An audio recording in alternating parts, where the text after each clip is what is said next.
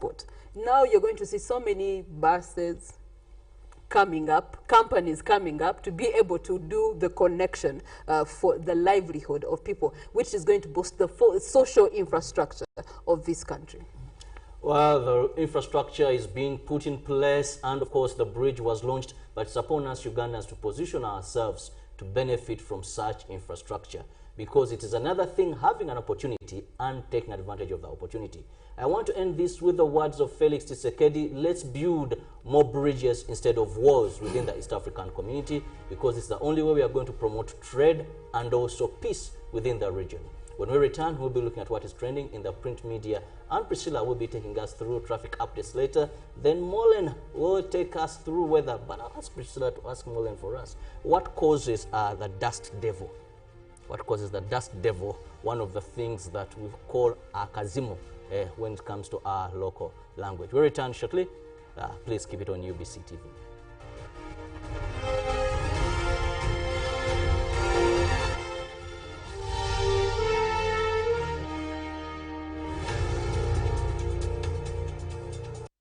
Therefore, understanding this model.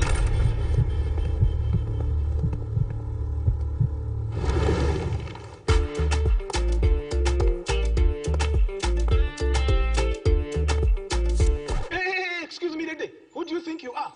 A queen? Hey, haven't you heard? Get Airtel Chillax bundles and browse like a queen. Get Airtel Chillax bundles that do not expire and browse like a queen or king. Dial *175# or use My Airtel app. Airtel, the smartphone network.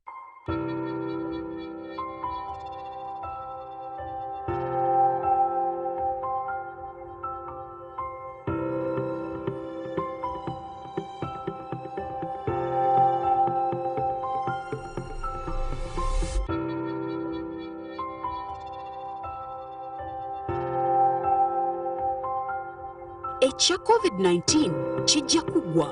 If we get vaccinated now, observe social distancing, wear masks properly, sanitize or wash our hands with soap and water regularly. Together we can defeat this enemy.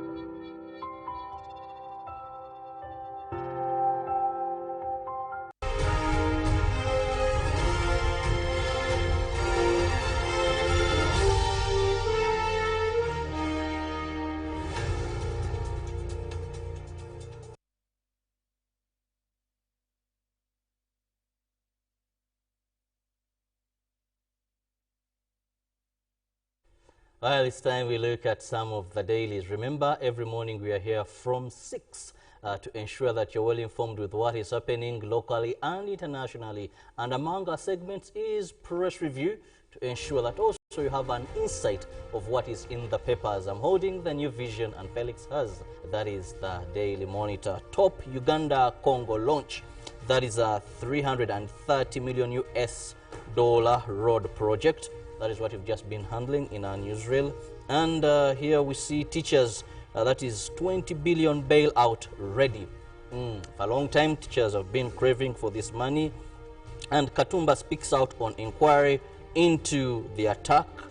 We also see still the New Vision brings us the passing of a noble citizen.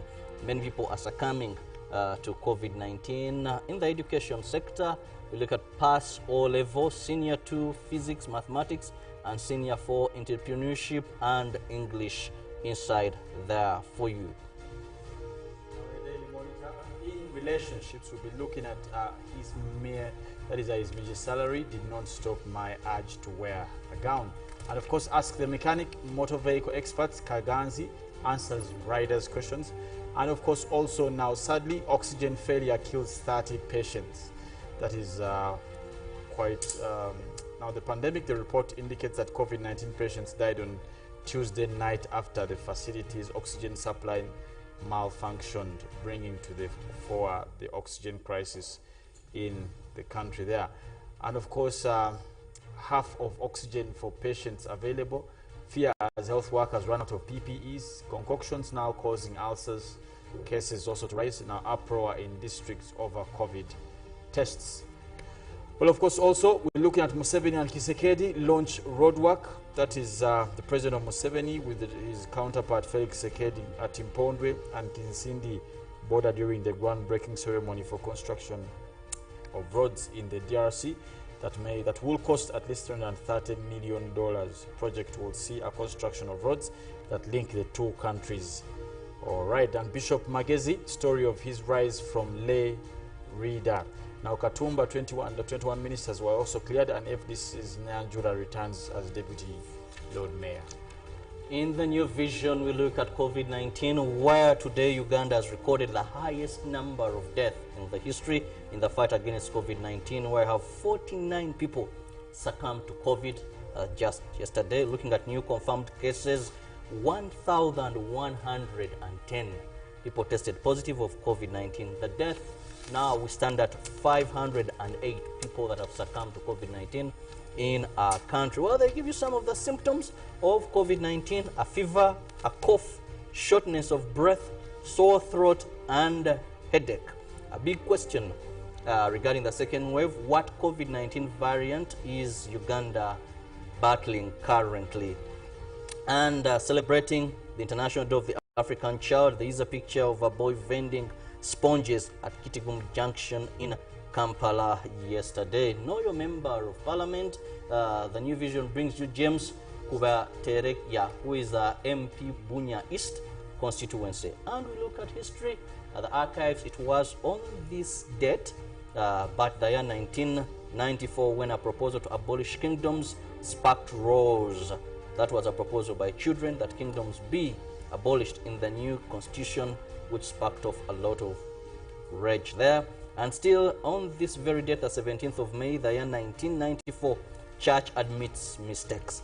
That is, Pope John Paul called his cardinals that the Catholic Church should have courage to admit its historical mistakes and then move forward. Now, of course, in sports, yes, I will be looking at Muduse Ojala. Sport loses Spike there, and Gorora wants fifth chance at Vipers. Well, of course, also Onyango unfazed by underdog tag on Monaco, and again Toro United winning. Coach Gorora wants another dance with the Vipers. But Rugby Cranes sevens there upbeat as Elgon Cup postponed. Now also Cristiano Ronaldo snubs sees Coca-Cola market value fall. And at least 36 days to go, Bomba's spirit lifted with cash and of course prayers there, and Foba in the same old catch. 22 hunt shilling 1.6 billion for 4 sides there. And tribute former Cranes Athens Lok Onono goes to rest. In the new vision sport, they give you an update of what is happening. That is an achievable stadium where it is on course, and there is a picture of how far the construction has reached, and of course more regarding the appropriator, that is Hamis Chigundu there. And we now move to the Euro 2020 statistics and fixtures and the results there for you. The new vision has brought them, and more. Ruben will be here to give you regarding all the updates and all those interesting moments in various games. Don't but forget. Of course, we should also, Robert, look at the Daily Nation, where we'll see now Raila again, Ruto Ross there. Now something quite interesting. Of course, they come out to say now to be president, one must get at least 55% of the votes cast in at least 24 counties there. Quite a number of headlines. Also, now we're looking at Kalonzo's stand there. Raila's running meant never again. And COVID-19 there, lockdown looms in Lake region. And Eurobond, now Dozier reveals our ties with China. And police case there, we're looking at Mukisa yet to respond to claims, and schools burst at the scene after Form 1 intake.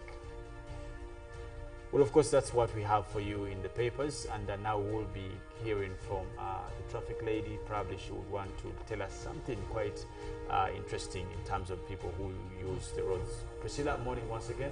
Yes, Felix, thank you so much. Now, speaking of using roads, we have just been having that discussion about cross-border infrastructure development. Now, as this development is going to be taking shape across the border, there's going to be lots of changes, adjustments, and redirections and diversions, which we are seeing within the heart of the city of Kampala or in different parts of Uganda where we do have infrastructure development still continuing in terms of transport and road networking.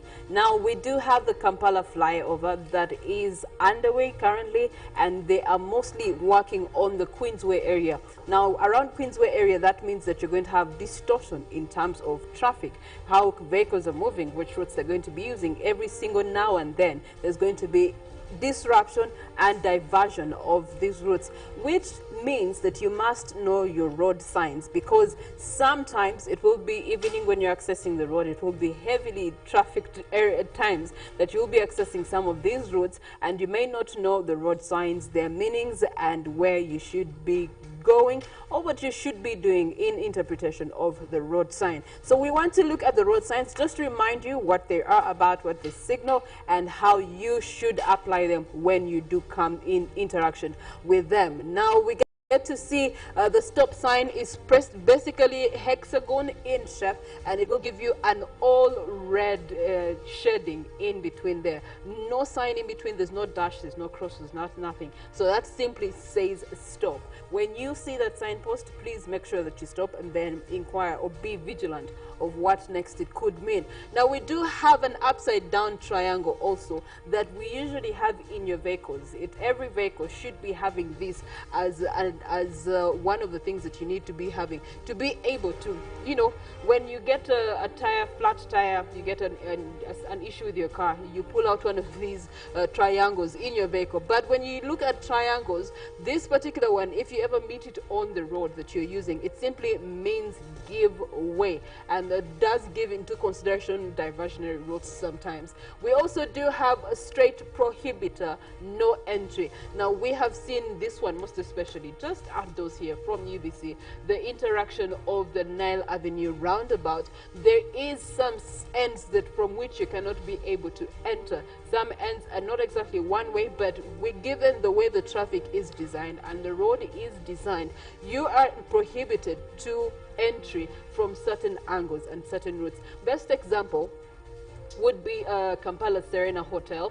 When you are coming from Nile Avenue, you actually cannot enter from Musoke Road if you're using Musoke Road. Now, Musoke Road is where the road between Sheraton coming down to Serena Hotel. You cannot enter directly into Serena from that route. You would have to go back, use what we call Speak Road, and then connect to Nile Avenue roundabout. Then you can be able to enter Kampala Serena Hotel. So one of these signs will definitely be giving you direction on which route to use. And then we do have pedestrians that are always on the road, most especially now that the new normal causes people to walk to work and walk to home. It means that you're going to have lots of pedestrians, foot soldiers all over the city or the town or even the village that you are in. So we do have some areas where pedestrians are prohibited. And usually this is in consideration of security. Areas like the State House in Nakasero or even in Entebbe, there are special places that where you do not allow or have access if you're using footwork. You will have to use another mode of transport, probably a vehicle. Then we get to look at another basic road sign that you should be knowing, but perhaps you forgot. It simply means no parking. Now, this is in consideration of street parking. There are some streets that do have parking that is demarcated either with white lining or yellow lining. Now, some streets do not have any of that lining in any of those colors, which simply means that street is not up for parking. But again, rebellious Ugandans will drive, park, and then step out. And the next thing you know, KCCA will come with its van, and they will see that you're parked in the wrong place. They will put a clamp on your vehicle, and you will have to pay an arm and a leg in terms of fine for parking in the wrong place. So if ever you want to park, please first make sure that there is a road sign that allows you to park. Then we do have another road sign, no stopping or standing, which is an X in a circle, and that simply is self-explanatory. We do have speed limits. Now, this applies most especially on highways. Kampala Ginger Road Highway. You do have Kampala Entebbe Highway. These always have speed meters within different parts of those highways in consideration of the trade areas, in consideration of residency, in consideration of livelihood, in consideration of tourism. You do have animals in reserve areas that actually do have an entity or an outlet of a highway road, and they will definitely have to consider the speed at which vehicles move on that route. And so speed limit, it could be 50, it could be 80, it could be 30, it could be 110, depending on which route you are using. Always endeavor to make sure that you cover and follow the speed limit within the area you're within. Now, you do have the traffic police, they do have speed guns, and they're very applicable now more than ever. And it takes your speed from a distance. Next thing you see, the Afande is giving you the hand, and you're thinking, Afande, what have I done? Sir, did you see the speed limit? You see, so you don't want to be on the wrong side of the law. Now, we do have right-hand curve, left-hand curve. That simply means that there is a curve coming up ahead, most especially in mountainous areas. In areas that are hilly, you will always engage with lots of curves, especially when you look at routes from Masaka to Mbara. There is a gazillion curves there, and these road signs will definitely give you what that direction will be taking. Now, you do have other road signs such as dangerous dip. We do have construction that is happening. Now, when construction is happening, road construction, you have seen roads whereby there is maram that has been laid, and then there's just this one portion that is still a dugout, and I mean, there's tarmac that has been laid, and then this one section that is still maram, and then another part that has tarmac. Well, they do that intentionally to control the speed of people interacting with the road as the construction is still going on. So dangerous dip is what will show you some of those things coming up ahead on such a route. You do have hump or rutch ahead. That is another thing that you want to continue being observant with on the road. Schools ahead. Now, if you are an educationist, you are into education as an investment, you must have this signpost somewhere near your school so people can be aware.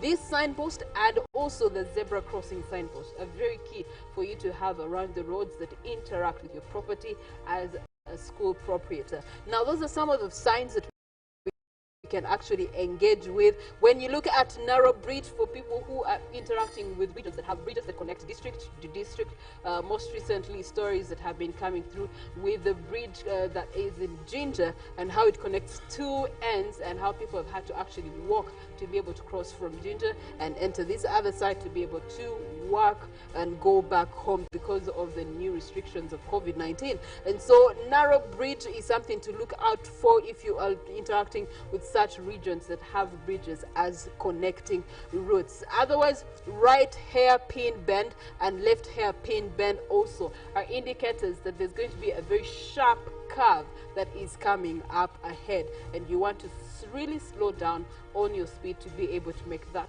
sharp curve, lest we RIP you. Now, we don't want to lose you, not now, not tomorrow, not ever. And so please be mindful of the road signs. We'll be looking at more of those coming up. We'll look at road signs that are used most especially around construction that is taking place on the road. That will be another day. But speaking of another day, yesterday we had lots of conversations coming up because of what Molen Kenyana told us. She told us that there was going to be some, showers somewhere, somehow. And some people remember her saying the showers will come in the afternoon. And yet, by the time Molen and I left here, it was quite windy just here in the central business area of Kampala, and it was raining in some parts of Kampala like Matindi. And one person came out and said, "But Molen, you say this would happen in the afternoon. What has changed?" Good morning to you, Molen. Yes, good morning, Priscilla. So can you please clarify for these members of society to be able to better adjust to the weather changes? You see, there is a kind of a difference. When we talked here yesterday, we talked about those rains coming in the morning. Now, it seems this person was still sleepy and probably didn't hear morning very well. And also for the fact that there were isolated showers. So they did have, they did jump a few places. there are political reasons, you know, for the rains. They also have their politics. So those were isolated showers, and unfortunately, or fortunately, because we don't know whether these people actually wanted the rain, some areas, the rains did jump some areas, but it's not that they didn't want the rain, but you know, there was a lot of cloud collection, most especially just here at UBC. Suddenly the clouds were turning grey and heavily pushing to this side, indicating that anytime soon the clouds would be releasing rains. And given probably the plans that they had, rain was going to disrupt them. So that was the pressure. Yes, because now a lot of people had made plans, and but for that person who actually watched us here on Weather and Nature, Good Morning Uganda, they did know what was coming up, and most people actually related to that, and they were able to look out for those rains. But imagine if someone doesn't know the difference. Like we said, isolated showers are expected, so they won't know, and once they see where they are, it's actually not raining, and then just a few kilometers away it's raining, they'll be like, okay, what's going on? Okay. So that still is the big question. So before we go into a revision class or remedial classes, now I see remedial classes did not stop back in school. They will continue even here on Good Morning Uganda with weather and nature. Now, before we get into these remedial classes, I would like to revert back a little bit to the conversation that we had. Actually, I think since Monday, we have been talking about diseases, especially for livestock. We looked at foot and mouth disease yesterday. The other day, we had been talking about Rift Valley disease. And in the wake of this morning, a report that is coming out from the veterinary office of Luwero district is that there's an outbreak of swine flu, most affecting pigs in the region. So they are also going to put a ban on pigs in terms of consumption, in terms of the meat moving from Luwero to other parts of Uganda or other districts. Yes, it's no wonder most of these diseases are coming up as we have this transition from what we had as a rainy season to now a dry season for most areas of the country. Now that transition tends to have a lot of effect on the weather within the place, but also health-wise. Now for animals, we have seen that foot and mouth across Western Uganda, and still there is an alert to have Rift Valley fever, especially across the Karamoja region, Western Uganda. And also yesterday someone was saying actually they have had reports of confirmed cases of Rift Valley fever. I saw that on social media, on Twitter, someone was saying that. So that is still a challenge. And now we have swine flu coming in for the what Twitter at one point were calling suspects, mostly the pigs that have been affected by this swine flu. But we see that that is coming in health-wise. Also, the weather changes within the region might have a little effect to do with what is happening. I hope the health authorities are actually seeing this and they are concerned, and they can do something about it. Well, it may be affecting those that are doing animal husbandry, but what about plantations? What about people that are engaging in crop farming? How is this weather still going to be affecting them? Yes, because now we look at, for example, areas like Central and maybe Eastern and Western Uganda, where we do expect rains to be minimal.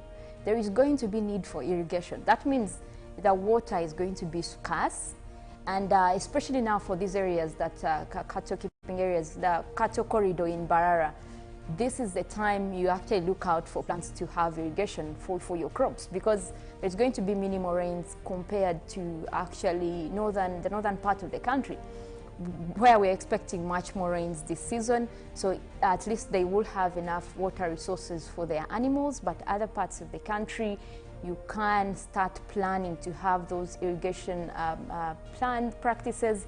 And also, contrary to actually the Lake Victoria Basin, that's where Kampala falls in as well, Masaka, Wakiso, there is going to be those occasional rains due to the effect of the lake. So yes, there is need to also prepare for that dry season in some areas. So you have spoken about occasional rains, asking for Tony Kent Chaze, should he carry a sweater? Should he Yeah, carry he a did. scarf? What are the expectations from this morning? Tony, and I think also Jethro, these guys are always confused about the showers that we receive here in the city. And you find someone carrying a heavy jacket when we're saying, okay, we're expecting light rain. So the rains are there for a few hours and then they're still stuck with the heavy jacket. So I think they need to listen in and know which type of rain we're expecting for that day before you go on and carry that winter wear, and also know when to carry just a light jacket. So I think Tony should always look out for the kind of rains we are talking about and know the difference so that he can carry maybe a lighter jacket or the winter one. Well, Tony, Jethro, good morning to you guys. Liz, good morning, and the entire family in that group. And we trust that you now clearly see why it's important that we talk about weather, why it's important that we talk about nature, because it does affect the things that you are planning to do, especially on this Thursday morning, all throughout the day. Now, allow me to leave Molen, and she takes us back into time, gives us a remedial classes about partial about showers, rains, and how they're selective in the places they actually rain in. Have yourselves a wonderful morning. We do have Good Morning Uganda agenda coming up, so get ready for Robert Kirabo to dive you into a discussion for 30 minutes. Ruben Pimach-Bidang is going to come back and talk about Italy, because one of the teams that he loves so much is from Italy. And how are the members on the Italian team performing? Well, this time around they have broken a record, scoring 3 times back-to-back in games in the Euros 2020. That is coming up later on. Keep it to Good Morning Uganda. Yes, once again, a very good morning to you, Uganda. Thank you very much, Priscilla, for that update. Now, we want to look at what seems to be a conversation that everyone needs to know, myself inclusive. There is a difference when we talk about showers and rain. There is a difference when we talk about showers in terms of them being isolated, them being scattered and widespread. Probably you've had weather presenters, weather forecasters talk about these things, but it's time we revisited the topic and see the difference that is really there between showers and rain, and also how they are distributed. Now, the main difference actually with showers and rain is in the duration, how long they last, and also the intensity, how much the rains we receive. Now, we do have one of those videos that are actually showing rains. When you see those kind of clouds that are kind of spread across the entire sky, what we call overcast, then you can know that what you're having at a point are actually rains. Rains will be, you'll see clouds covering the entire sky, and they will be kind of thick, the non-puffy ones.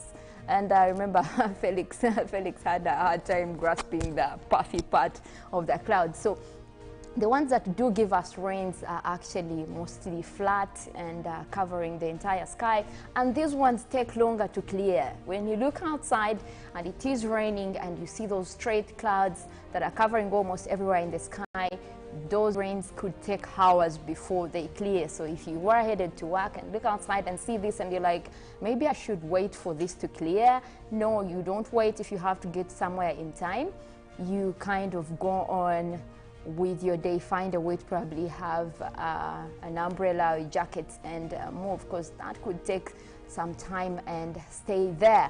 Now, we do have different type of clouds that will tell you whether those are showers, whether those are rains. Now, showers kind of take a small time. For them, they will just rain for a few moments and then kind of disappear. So those are what we call showers. And also looking at mostly what we have in terms of when we do expect them to actually be over a large part of the area. Now, those are the rains that we have. We do have some of the clouds that we have here. You will see what I'm talking about in terms of which kind of clouds that actually bring us rains. Those are also like ultra-stratus clouds. Now, rains come from what we call the stratus family. Those kind of clouds will be kind of thin and cover the entire sky. Now, these ones that we're seeing here that are puffy, the ones Felix and Kirabo like most, these ones are from the cumulus family. For them, they will be hippie in places. You'll find them looking like mostly dark. Now, those are the showers. Those are the clouds that will be bringing us showers. And also, you look at when they are extending closer to the surface. Now, those are also from the cumulus family. Those are stratocumulus. Now, when you look at such kind of clouds, just know it's going to be showers, and those could actually be heavier. Their intensity, the amount is heavier than if it is rain. Now, with rains, for them, they will continue. They will be continuous for hours, but not as much. But showers will come in heavy, but they will clear quite soon. Now, there is a situation where you will see a mixture of the clouds forming still from the lower clouds, which are the cumulus family, into the medium clouds, which are the stratus family that usually bring us the rains. Now, this could also cover the entire sky and in turn give us rains, even when it starts as heavy as showers. Now, also looking at that, those are still the cumulus family, and those could actually clear up. They will appear darker at the bases, but if you see them transparent, that means they are not really carrying enough moisture, and they probably won't be precipitating all over the place. Now, those could be the rains that actually, the showers that will be in terms of isolated. That means the clouds are not displayed across the entire sky. So you will see it rain in some areas, but just a few meters away, because the clouds in that area are kind of not moist enough. It won't rain in that small area, but next to that, you will see showers going on. And that is mostly what we look at when we're talking about a difference between rains and showers. We also have, in terms of showers, we look at the isolated showers. Now, if the forecast is saying isolated, just know that is like up to 20% of the area expected to have those showers. For example, I'll give you an example. The rains we had yesterday, those were isolated, because now we saw like Wakiso had those rains. We did see in Makindye in the morning, and Mukono also having those rains, but much of Kampala, most areas within the city center actually didn't have those rains. Now, that means, yes, the forecast was saying there's going to be rain in the central part of Lake Victoria, which takes in all that area. But look at the way they missed out from Wakiso, then jumped central Kampala, then to Makindye, continuing up to Entebbe. So those are kind of isolated showers. They won't be everywhere, but just like 20% of the area. Now, we also look at what we call scattered showers. When we talk about scattered showers, what we are meaning is 30 to 50%. Now, those will cover much of the area. Only a few places, like 50% of the area, wouldn't be getting the rains. But 50%, when you hear a scattered shower, that means there will be quite much. And then we also have what we call widespread showers. Now, widespread will actually look at those puffy clouds. It's when you find like most of those puffy clouds showing across the entire place. Like this kind of cloud is the one that would give you the widespread showers, because it's kind of dark and hippie, and there is a lot of moisture telling from how dark and gray it looks from out there, and that could give you widespread showers. Those are beyond 50%. You'll find that the entire area within the forecast will be getting those rains, and they are going to be heavy. The intensity for them is going to be much, and that can take quite some time to clear, but still there will be showers, so they can't take the entire day. Now, contrary to rain, you will see that rain will take just a longer time, but the amount will be small, but showers can bring you much more rains. Now, there is also something we call drizzle.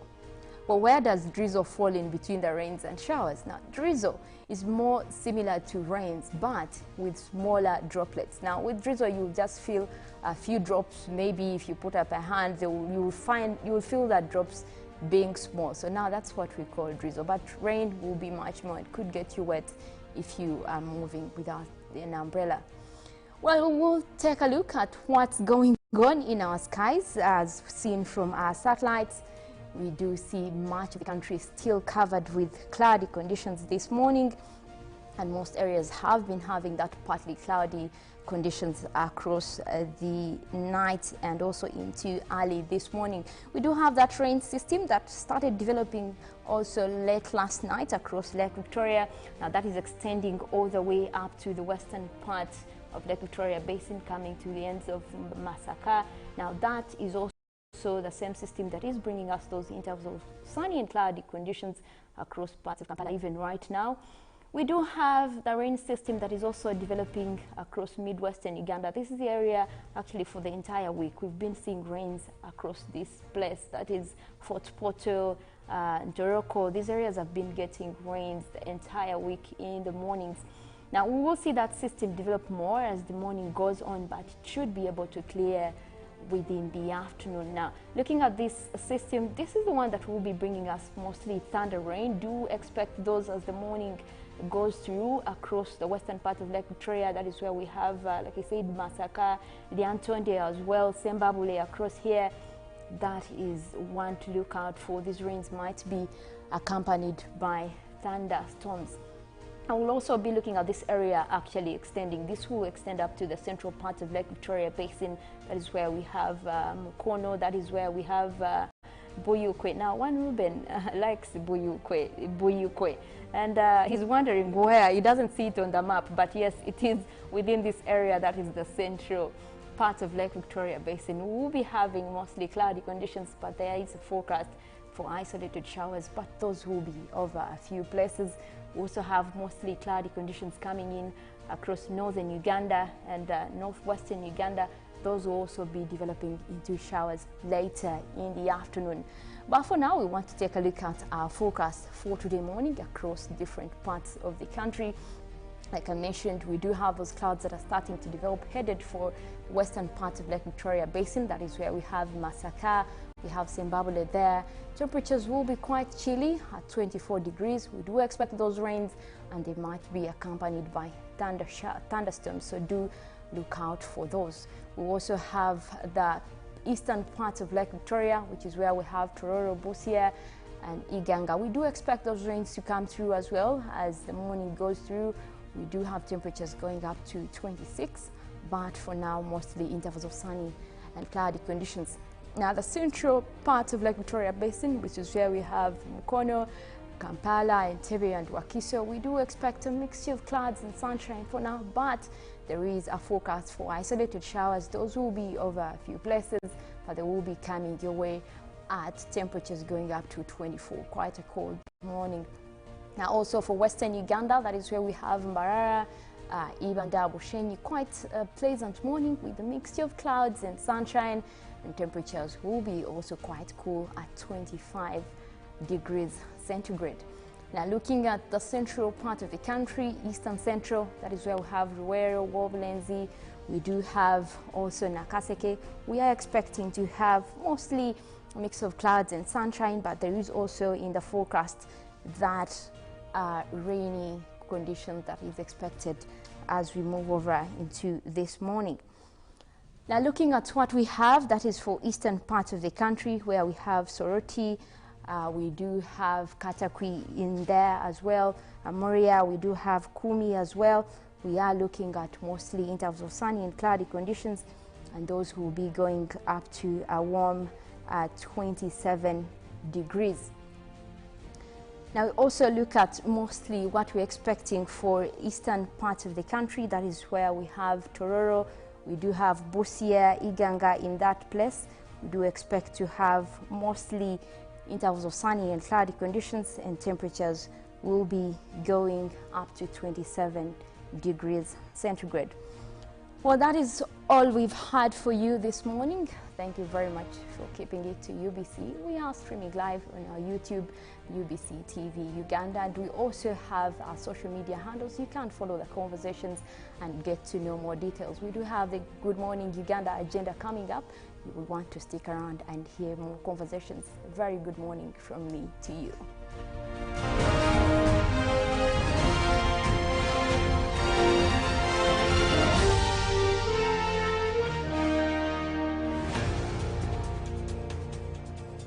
Pick of the day on UBC, brought to you by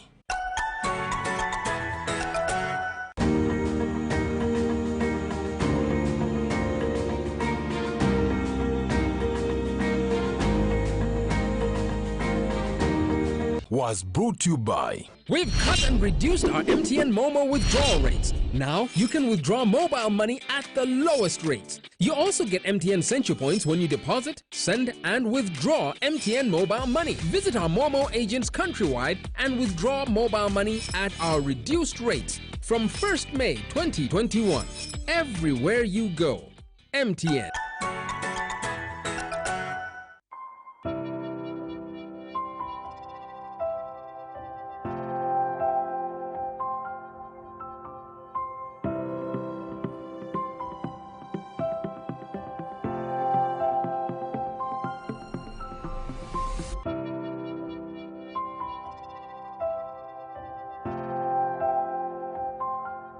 Echa COVID-19 chijja kuba. If we get vaccinated now, observe social distancing, wear masks properly, sanitize or wash our hands with soap and water regularly. Together we can defeat this enemy.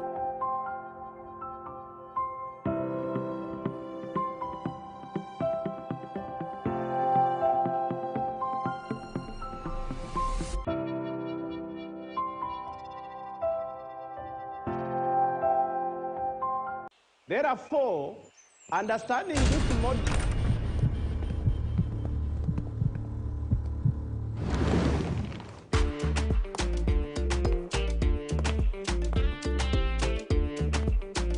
Hey, excuse me, lady. Who do you think you are? A queen? Hey, haven't you heard? Get Airtel Chillax bundles and browse like a queen. Get Airtel Chillax bundles that do not expire and browse like a queen or king. Dial *175# or use My Airtel app. Airtel, the smartphone network.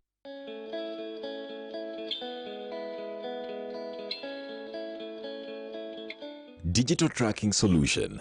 The Digital Tracking Solution, DTS, is used by both local manufacturers and importers of products specified by Commissioner in a gazetted notice. It is compulsory for these taxpayers to apply tax stamps. Uganda Revenue Authority. Developing Uganda together.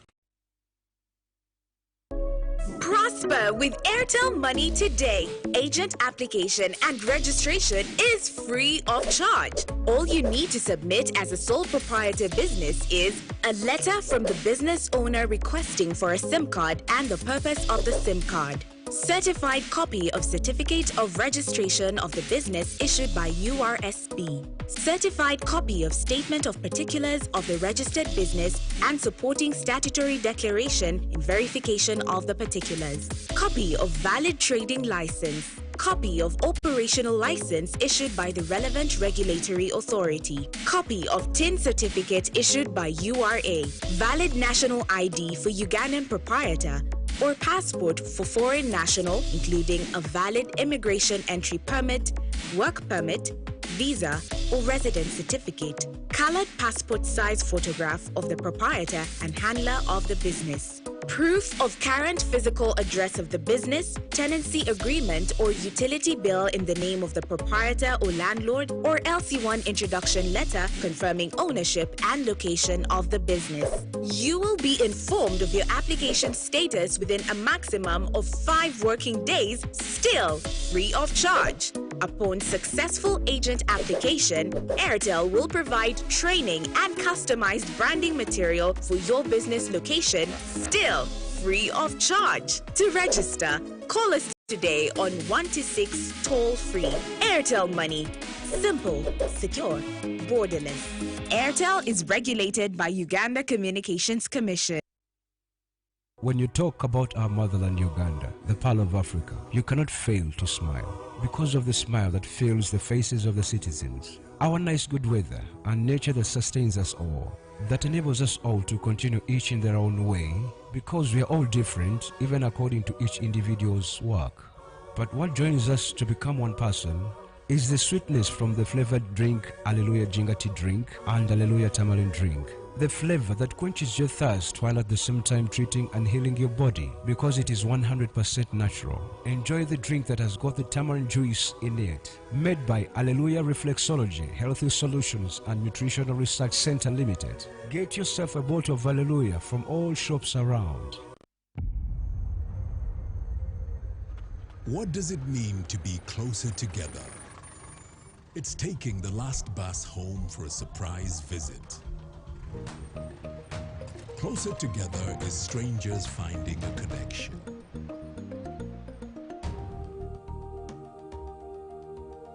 It's bringing home something much more than a box. It's the warmth of home, or the beginning of something new. There's magic in sharing the things that we love, because it's those things that bring us close together.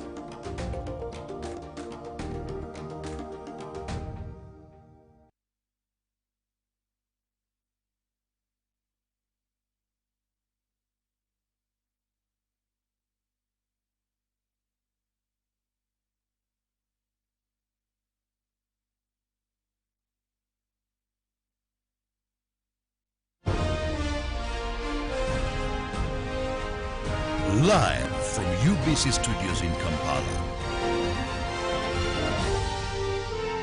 This is Good Morning Uganda.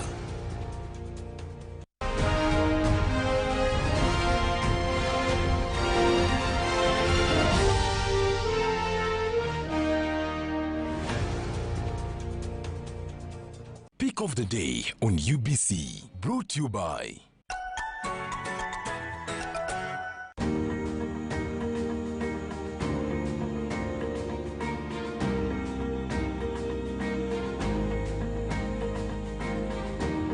was brought to you by. We've cut and reduced our MTN Momo withdrawal rates. Now you can withdraw mobile money at the lowest rates. You also get MTN Central Points when you deposit, send, and withdraw MTN mobile money. Visit our Momo agents countrywide and withdraw mobile money at our reduced rates from 1st May 2021. Everywhere you go, MTN.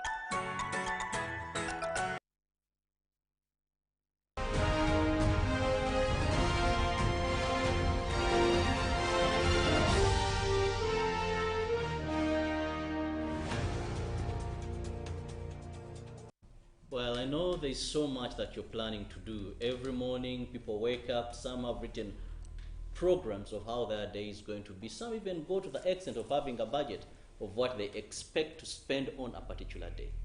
But now, because of the second wave of COVID-19, one of the greatest things on your agenda that you must be mindful every minute, every second, is how are you guarding yourself from contracting COVID-19. That is why here in Good Morning Uganda, we will not get tired of reminding you every segment that please make it a point you have a mask, regular washing of your hands or sanitizing, avoiding crowded places, and please social distance at all levels.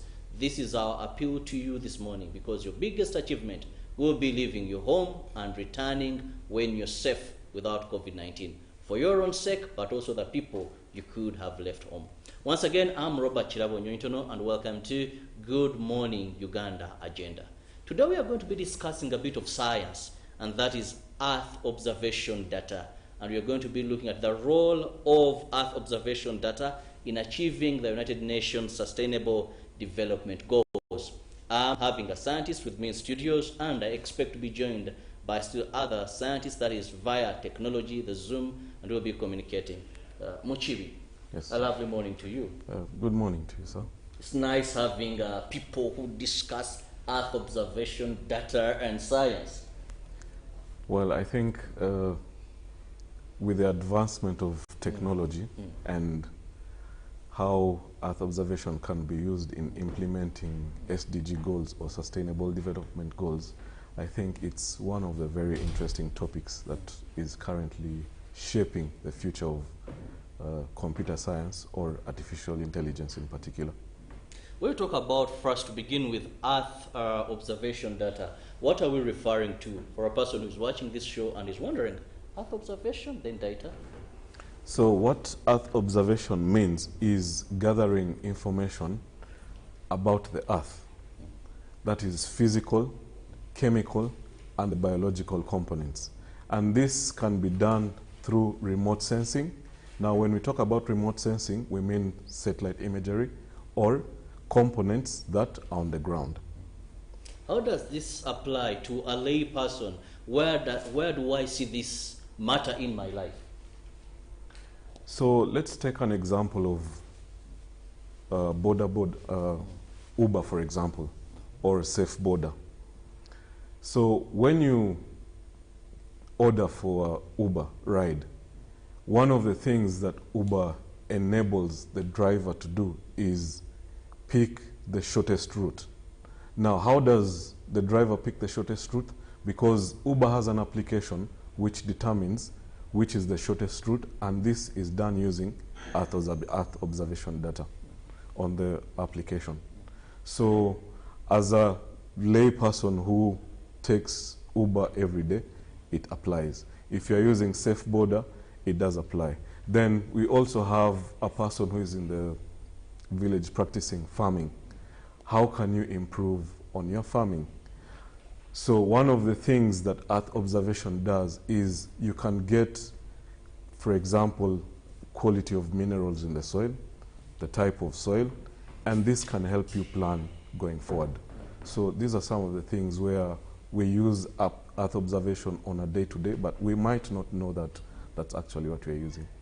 Well, this is more of scientists and how best we can ensure that we benefit this from science. But I also want to welcome, that is Dr. Mohammed Al-Mohammed, who is joining us from the United States of America, also a scientist and a chief, that is a data scientist for Radiant Earth. But a lovely morning to you, comrade, watching us and joining us from the United States. Hello and good morning. Good morning to you. Well, as we continue to, so you're most welcome. We are discussing Earth observation data this morning, and just to take us through how is this relevant actually to an ordinary person that is watching us this morning. Yeah, so I mean, you can think about a farmer, for example. Let's pick up agriculture as an application. Satellite imagery and, broadly speaking, Earth observation can provide information on like crop health that can translate to a decision for the farmer, whether there's like a pest or disease in their farm. Or you can think about actually many of the weather forecasting information we receive daily on the news, on cell phone, on the websites. All of those are powered by Earth observation, and we regularly monitor various basically variables of the Earth, whether it's in the atmosphere, of the weather, whether it's underground, from land cover, from cropland, or we can think about urban mapping. Many of the maps we see in regular applications, I just talked about Uber, are empowered by Earth observation data. So in our daily life, we are already using those information. Well, I'll now move to Ghana, where we have also a young man, that is Yara De Suz, who was also, he's one of the students that are studying Earth observation. And of course, this is a global network that is aimed at promoting science. Now let's move to Ghana. This is another part of the African continent where Earth observation is something that you're focusing at.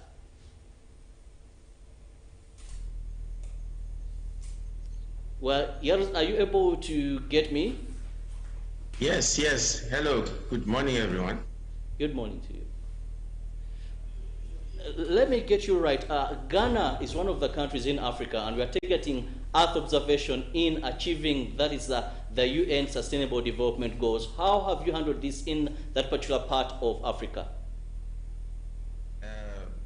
Thank you very much.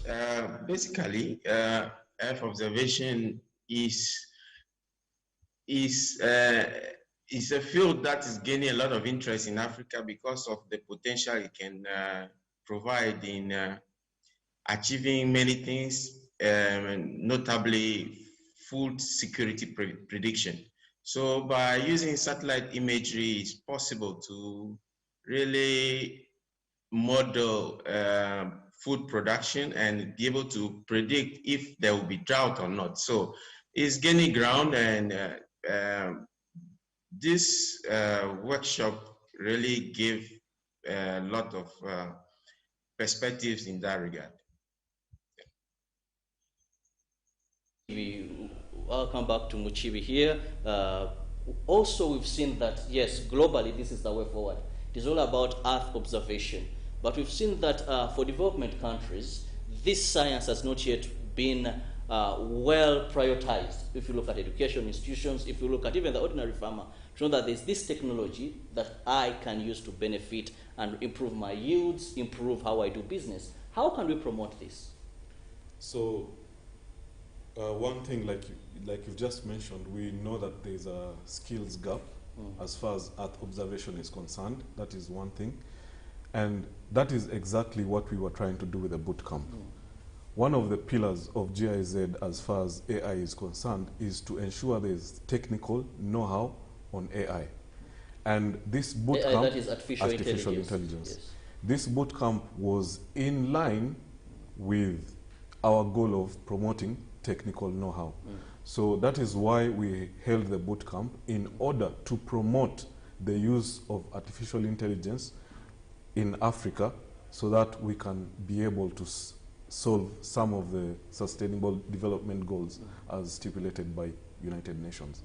When we look at this mostly involved lecturers, students at university, and Uganda is one of the countries where we've had breakthroughs, major findings, but these remain at conferences and remain at the high level, yet we don't get them down to the ordinary person to benefit from them. So the model that we are currently using is, apart from the bootcamp where we're transferring knowledge, we have an initiative where we'll be using Earth observation. An example of a pilot project that is currently taking place in Uganda is using satellite data to identify different places where the government can install mini-grids. Now, once that is done... Mini-grids, what are we referring to? So when we talk about mini-grids, we mean, for example, solar energy. So mini-grids enable us to use solar energy so that we can power areas in Uganda that are not powered. So for this project, for example, it's a pilot project, and once it takes shape, we'll gather startups, and the models which will be used in this pilot will also be pushed to the people down. So these would be farmers, startups, and then also, like you're saying, we're already pushing this to people in universities and startups using the bootcamp. Well, that will be then another achievement, because when you look at Earth observation and a number of projects being carried out in Uganda, mostly if you go to Makerere University, these indeed transform lives of Ugandans. But the biggest challenge is, how do this ordinary person get to understand and benefit from this? Now let's look at elements of gadgets also that are used. Yeah. If we are targeting the ordinary person, one of the issues, one would require a smartphone. Yes. One would require at least knowledge on how to move around with some of these technologies. Uganda, looking at our illiteracy levels and also the poverty levels, how are you going to make a breakthrough? So one of the institutions that we've partnered with is actually Makerere University. So they have one solution where you can identify pests and diseases or classify crops. And with this project, they've already pushed it to farmers. So farmers can access cheap phones. So you don't need a very high-end phone, but it needs to be a smartphone. So we partner with Makerere and Naro. And with this, we are able to go in the villages and take this solution to the end users, who in this case is farmers. This is a global network involving a number of countries. I know of Uganda, Ghana, the United States, about 4 or 5. But when we look at our advantage over these countries, if we are to really understand how best we can benefit as a country, Ivan, where do we stand as Uganda? So, if you look at AI and Earth observation, it's a relatively new field, and Africa in general is underrepresented as far as the use of Earth observation in science. So we are trying to ensure that that is not the case, and that is why we are promoting the use of these technologies. We are ensuring that the skills gap is shortened in order that Uganda and the rest of the countries which we've partnered with can actually be at the forefront of implementing these technologies. Well, I'll go to our colleague in that is Ghana, that is Yerube, who is with us on Zoom. Looking at a country like Ghana, of course it's another country in Africa, but this Earth observation information, how have you ensured it sinks down to the ordinary farmer to benefit from it? Very well. There, as Ivan mentioned, it's a new area of interest, especially in Africa, even though it's well advanced in other developed economies. There are a lot of startups moving in that field of helping farmers, small-scale farmers, increase their productivity. So this observation data goes in the direction of helping increase productivity for these small-scale farmers. In other words, in using Earth observation data, we are giving the farmers an upper hand in making sure that they can get more revenue from their production also, even if they are small-scale farmers, because we can predict the yield using the data. And this is the power of artificial intelligence, which has not been used before. Talking about something that has not been used before, knowledge is now available and we know they'll get to understand. But how prepared are they to benefit from this? Because mostly we know who our farmers are. A big number of them are in subsistence agriculture and not commercial, so they may not be well suited for earnings that are involved in this science. In fact, small-scale farmers, their bottom line is to increase productivity, because increased productivity means more revenue, more sustainability for their families. So, in partnering with startups in agribusiness, there is a lot of support being provided to small-scale farmers to leverage on this technology. Of course, they cannot do it alone, but then with the right support, they are able to take decisions based on information gathered through Earth observation, where they can predict if their crops are getting diseased, and in such case, they can quickly take action to rectify. If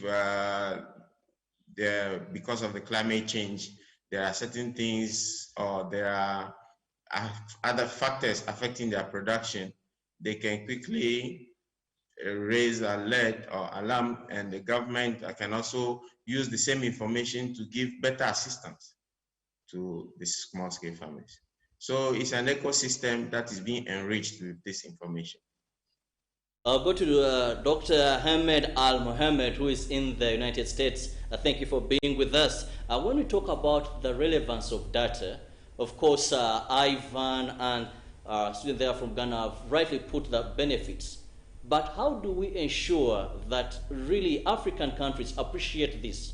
We know climate change is a problem, and this is knowledge that we need. How do we ensure we appreciate this to adopt it and prioritize it in our agriculture sector? Yeah, very good question. I want to build on what Gaira mentioned, that it needs to be an ecosystem. So it is not just one individual player solving all the problems there, right? And one of the key aspects of this ecosystem is the skill set and the kind of workforce that has the knowledge and the skill sets to solve the local problems. And that's why we, with GIZ and the Maker University, basically we're working on this bootcamp to basically train a sustainable group of scientists and practitioners who are also becoming trainers themselves. So the focus was on being a training of trainers. So people who are getting trained on how to use these satellite imagery and AI technologies to address problems like agricultural monitoring, and then train others down the road in this ecosystem to expand the knowledge and the skill set so that they can become part of the problem-solving puzzle across the continent. I think the key aspect is, and this is the mission that Radiant has, is to provide those resources and knowledge and best practices to the people who are in country to solve those problems, right? That is the key aspect. Empower those startups, organizations, even the government agencies who are kind of managing the ecosystem to be able to better use the satellite data. There are a lot of these satellite data and Earth observation that are open access. So there's no like barrier in terms of purchase, but there is a barrier of technology and a skill set, and that's what we are trying to solve with open standards and best practices and trainings. And I think that the goal of this bootcamp, and we really appreciate GIS's support and sponsorship of that, was to target an existing kind of talent within these 4 countries, Rwanda, Uganda, Ghana, and South Africa, that have some introductory knowledge about artificial intelligence, but bring them into, what is Earth observation? How can better use Earth observation with AI, and address many key challenges that can address the Sustainable Development Goals. We talked about agriculture, but poverty is one of them. Climate change is another. Oceans and kind of water quality, and a lot of the disaster response kind of applications can also benefit from these technologies. Let me get this from you. These are projects that usually come and go, but the biggest challenge remains continuity. Uganda have been blessed with a couple of projects, but what happens is when this project comes to the end, we find that there's lack of funds, maybe lack of interest, and this knowledge, then there is no continuity. How are you ensuring that aiming at the farmer benefiting from Earth observation, there is continuity even when a program expires? Yeah, you have a very good point. That is kind of a pattern, unfortunately, across many of the development sector projects. So what we do, I mean, we are a nonprofit organization, so our mission is really focusing on these ecosystem problems. And for that reason, we don't do projects. We don't go to a country and build like a precision agriculture or a decision-making app for a farmer. We really help users on the ground, startups, other multilateral organizations, and government offices like the Department of Agriculture and Extension offices to build those applications locally using local talent and provide the solution to the local user, which is the farmer. I think that's the key to the success, using the existing resources, both the human side and the financial side, and then the knowledge and the best practices that is available globally to build local solutions for the local problems. So much. That is Dr. Hamed Almord, who is a technical advisor and of course the executive director of Radiant Earth Uganda, that deals with Earth data observation to ensure they boost various sectors, but particularly this time was in the field of agriculture. And I want to thank also Yaraza Dezuuz, who is one of the students that were attending some of these trainings that happen in 4 countries via, of course, Zoom because of the times of the pandemic. Thank you so much for being part of us. As I wind up, I'll come back to you, Muchibi. Yes, sir. Well, we all accept that the world is changing. Science is taking precedent, and this is the only way we can do things better. We can predict, know what is happening, how we can divert these dangers. But I want to get your final remarks regarding ensuring that the public and also the government can appreciate this better. So what we are trying to do to ensure that is through, one, like I mentioned, we already have partnerships with Makere, and we access farmers. But in addition to that, we are doing this with the government. Okay. So we are also interacting with the Ministry of ICT. If you are aware, the Ministry of ICT has already a draft for the 4th Industrial Revolution. And one of the aspects that they're dealing with is artificial intelligence, where Earth observation actually comes in the picture. So this project is running with the government support. So both Ministry of ICT and Ministry of Agriculture. I want to thank you so much. Muchibi Ivan, who is a technical advisor at Artificial Intelligence. We've been looking at Earth observation data in achieving the United Nations Sustainable Development Goals with more focus that is on agriculture. But we'll also have our final remarks from our colleagues that have been joining us this morning. Yes, beginning with Dr. Ahmed from the United States. Yeah, no, first of all, I appreciate the time talking to you and your basically viewers. The last comment I will make is really this technology, the combination of artificial intelligence and Earth observation, is really a game changer for the 4th Industrial Revolution that Ivan just mentioned. It's basically leapfrogging to a different level of technology and being able to do monitoring and assessment at regional and national and even continental scale. So we really look forward to working with many partners and stakeholders on the ground and really empowering them to build those solutions. And address many of the challenges and problems across the African continent.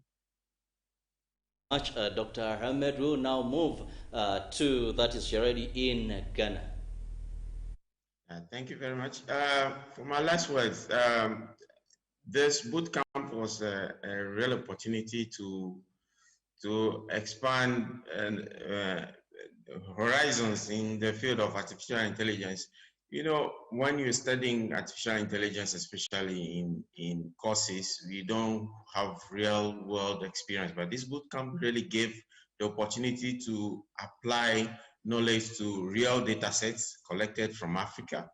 And this is the opportunity where we can also go out and share this knowledge with other people in the ecosystem, so that in a way expand the use of artificial intelligence globally in Africa.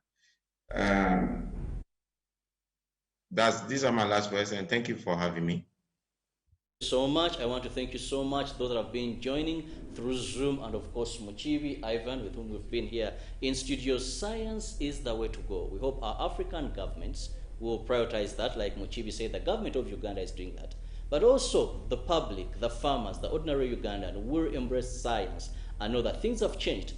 Science will help us predict, will help us fight some disasters, and of course boost yields in the field of agriculture. Have a lovely day. I'll leave you with Ruben Pima to take you through the world of sports. Jagana will be here for Good Morning Uganda Extra. But above all, stay safe.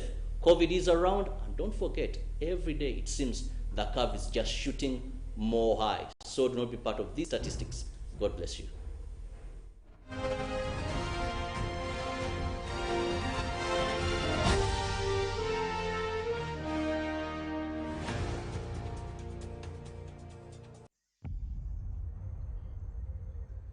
What does it mean to be closer together?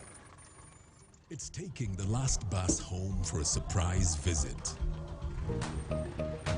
Closer together is strangers finding a connection.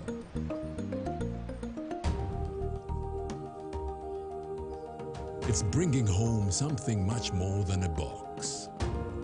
It's the warmth of home, or the beginning of something new. There's magic in sharing the things that we love, because it's those things that bring us close together.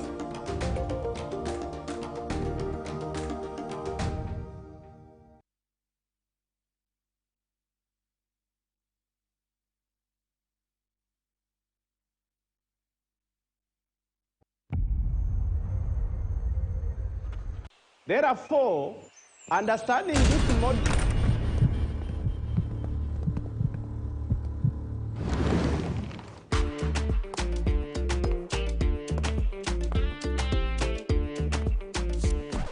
Excuse me, lady. Who do you think you are? A queen? Hey, haven't you heard?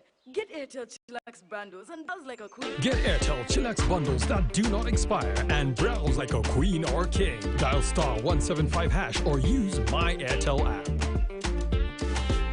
Airtel, the smartphone network.